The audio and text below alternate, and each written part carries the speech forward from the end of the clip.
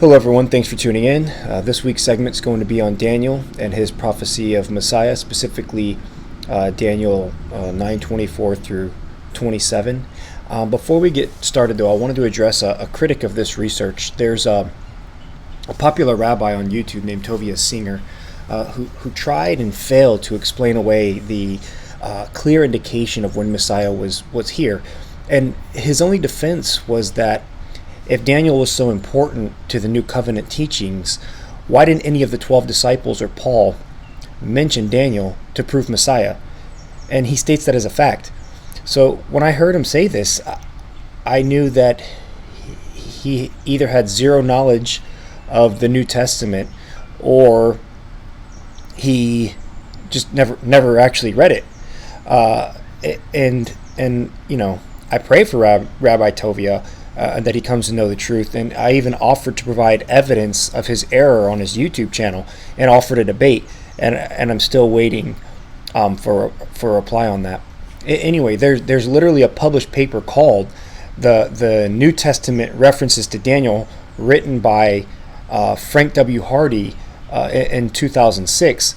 I believe he wrote it in he published it in Historicism, I think that was what it was.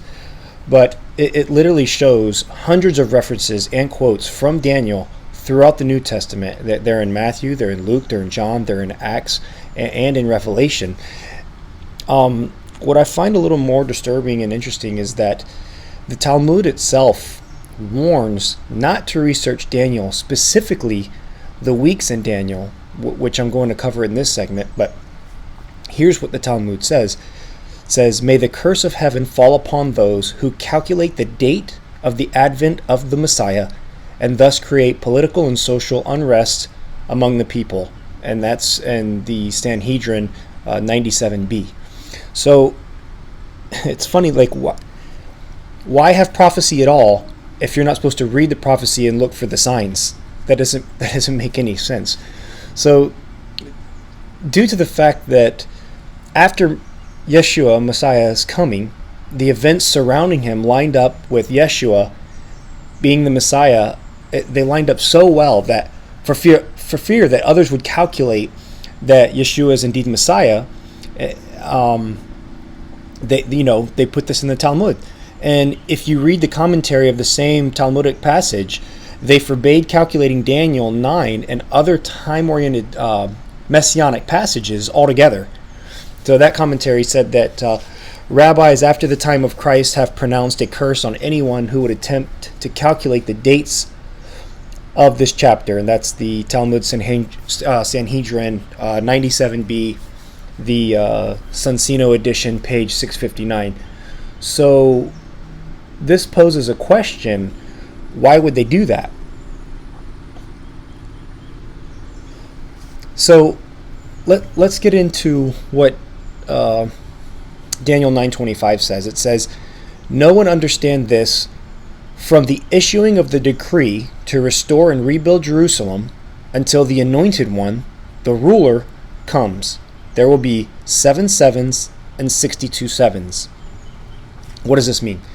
The word sevens, the Hebrew word is shabuim or shabua, and it's like it's much like the word decades in English, which we know means 10 years, right? So in context, shabuim is understood to mean a week of years. So just stay with me. So maybe get a pen and paper and write this out. But if shabuim means a 7-year period, so you have 7 plus 62, that equals 69 7 sevens. Okay, so, and then he said, and 62 sevens. So you have 69 7-year periods equals 483 years. Okay, so if you do the 7 times the 69 equals 483, right? So the ancient calendar was based on a 360-day year. So if you take the 483 years times 360 days, then you can calculate 173,880 days, right? So now the next question is, when was the decree given to rebuild Jerusalem? Now, one answer is found in Nehemiah chapter 2, and there are several others, but I'll use this one for this conversation. And not that it really matters that much anyway, because all of the other points to the decree is initiated at least by 444 BC anyways. So Nehemiah was a cupbearer to the king, and he was very sad one day, and the king had asked him why. So he told the king that it was because the city of his people was destroyed, right? And Nehemiah chapter 2, beginning in verse 1, says that in the month of Nisan, in the 20th year of King Artaxerxes, when wine was brought for him, I took the wine and gave it to the king, and I had not been sad in his presence before. So the king asked me, why does your face look so sad when you're not ill? This can be nothing but sadness of heart. So Nehemiah said he was very much afraid, and he said to the king, may the king live forever. Why should my face not look sad when the city where my fathers are buried lies in ruins, and its gates have been destroyed by fire? So the king said to Nehemiah, he asked him, what is it that you want? And then Nehemiah prayed, and then he answered the king and said if it pleased the king, and he found that he found favor in his sight, then send Nehemiah to Judah where his fathers are buried so that he can rebuild it. So the chapter goes on to say that the king gave Nehemiah written permission to do whatever it took to rebuild Jerusalem. If you want to get really granular, and some scholars do this, but Hebrew tradition says that if the day isn't given, then it is assumed to be the first day of the month. So it meant that the decree was given the first day of Nisan, the 20th year of Artaxerxes. So if you calculate it out, the first day of Nisan at 444 BC equals March 14th, 445 BC. So if you add the 173,000 days to March 14th, 445 BC, then you get April 32 AD. So what happened on Passover in April 32 AD? If you fast forward into the future and go to Luke 19:35 through 37, that's when Yeshua rode the donkey and presented himself as the Messiah, the King, into Jerusalem, just as Daniel had prophesied it, in Zechariah 9:9, literally says, "Rejoice greatly, O daughter of Zion! Shout, daughter of Jerusalem! See, your king comes to you, righteous and having salvation, gentle, riding on a donkey, on a colt, the foal of a donkey." And we see this fulfilled in Luke 19. This is incredible. This is Bible prophecy unfolding before our eyes. So when you put Zechariah 9:9 and Daniel, and it's fulfilled in Luke 19, and the prophecy is so precise that it predicts the 483 years to the day when Yeshua would enter Jerusalem. So another reason the rabbis did not want anyone to calculate when Messiah would come is because it points to a very specific time when he would. It's so specific that if Messiah didn't come before 70 AD, he would never come. And here's what I mean. If the Messiah did not come during the 69 weeks, then is Daniel a false prophet? Because in Daniel 9:24 through 27, he speaks of very specific events that must be fulfilled before the destruction of the Second Temple, which took place in 70 AD. So if Yeshua did not fulfill Daniel 9:24, then no one fulfilled it. and the prophecies of Daniel cannot be trusted. Right? Okay, so let's look at the events between the 69th and the 70th seven. Okay, that's in Daniel 9:26. So there are a number of important considerations in this section. So first is the third division of sevens, right? So the first seven was not immediately to follow the second division, right? So that's why they were spaced up in the 62 sevens.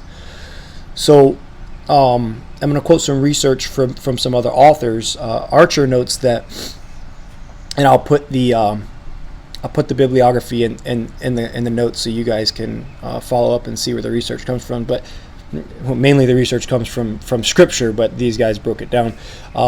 So he notes that significantly the 70th heptad is held in abeyance until verse 27. So Daniel notes that there are three things that will occur between the end of the 69th and the beginning of the 70th sevens. So second, Daniel states that Messiah will be cut off after 69 weeks. And that word to cut off, kara in Hebrew, can mean to die a violent death, which Yeshua did. The phrase have nothing could have two meanings. It may simply mean nothingness, which would emphasize Messiah's state of death, as in the sense of being alone. However, it could also be translated, but not for himself, indicating that the Messiah died for others, which Yeshua did. And so this would carry the notion of a substitutionary death in accordance with Isaiah 53. So another scholar, Fruchtenbaum, notes that the first three purposes of the 77s is to finish the transgression, to make an end to sin, to make atonement for iniquity, and have to all be accomplished by some means of atonement, right? Which Yeshua did. So it is quite possible that Messiah's death, not only is it quite possible, it is the means by which Israel receives atonement for their sins. Third, during the interim period, the temple would be destroyed sometime after the death of Messiah, right? So whoever the Messiah is, he will appear on the scene after the rebuilding of Jerusalem. That's Daniel 9:25 and 26. And he will be killed before Jerusalem and the temple are again destroyed, right? So all historians acknowledge that destruction of the temple took place in 70 AD. So the Messiah's death would have to take place before that happened. And if that wasn't Yeshua, then who was it? No one else fits the description. That's my question to my Jewish brothers and sisters and rabbis. Okay, so I know this is getting kind of long. Let's move on to the 70th seven in Daniel 9:27. So when interpreting this passage as referring to Yeshua, it does run into some difficult but not insurmountable problems. Okay, many aspects of the 70th seven remain unfulfilled since Yeshua hasn't ruled as king yet. It is not, however, necessary to conclude that the Messiah could not come unless he fulfilled everything in the 70 weeks at one time. It is very possible for the Messiah to come twice, which is what our entire religion is based on, right? In fact, there would be a huge difficulty for the Messiah to both die and reign if there were not two comings of Messiah. Okay? This is a huge paradox, right? And it would appear to be a contradiction in Daniel unless he was speaking of two comings of Messiah. The first time was to be after the 69th seven, right? When he would die a penal, substitutionary death for the sins of Israel, which he did. The second time, still future, was to be after the 70th seven, when he would establish the Messianic kingdom. Therefore, it isn't impossible to foresee one Messiah coming twice. Okay. Indeed, due to seeming conflict in the death and reigning aspects, many Jews interpreted the text as referring to two separate messiahs. So the idea of two distinct messianic appearances is not in conflict with this passage, and in fact, it may be implied by it. So there's also an indication here that Messiah would not only be cut off and die, but that he would rise from the dead. Okay, that's an interesting fact, that the Messiah would be killed after his first coming, yet he would be alive at his second coming. So the implication is that Messiah would be resurrected from the dead after he was killed. Okay, the resurrection is not a foreign concept to Daniel. If you look at Daniel 12:2, okay, even the most liberal scholars who propose multiple authors for the book of Daniel, they all agree that the author of Daniel chapter 9 also wrote Daniel chapter 12. So interestingly, Yeshua came and died around 30 AD and died a penal death for the sins of Israel. 3 days later, he was resurrected. Okay, so with Yeshua in the middle of the picture, Daniel 9:24-27 makes perfect sense. If you take Yeshua out, then these verses become completely obscure and unintelligible. So, from an apologetic standpoint, there are many good reasons to use Daniel in an apologetic case for Yeshua as the Messiah. First, though it's difficult to demonstrate the exact time of the decree from the start date to the exact date of Christ's crucifixion, Daniel definitely predicts an event that would take place extremely close to Yeshua's life. And the skeptics would have a difficulty arguing that this text is mistaken. Second, the fact that this is a messianic prophecy, that isn't up for debate either. Even the Jewish Rabbi Rashi, who I've discussed before, one of the greatest biblical scholars of all time, interpreted that text as referring to the events in the first century relating to Messiah. The passage even uses the word Messiah. So that's not up for debate. Third, it seems reasonable to argue there's a gap between the 69th and the 70th seven. Therefore, it seems reasonable to conclude that this text at least predicts the exact year of Messiah's coming, which was fulfilled in Yeshua. So, though not without its questions, this text is certainly an amazing prophecy that one definitely should use in his or her apologetic case for Yeshua as the Messiah, and one should feel compelled to agree with the conclusion that only God could have predicted the coming of his son with such an amazing precision. It defies all rationalistic explanation. So that's it for me. If you like what you heard, please like, share, subscribe, and until next time.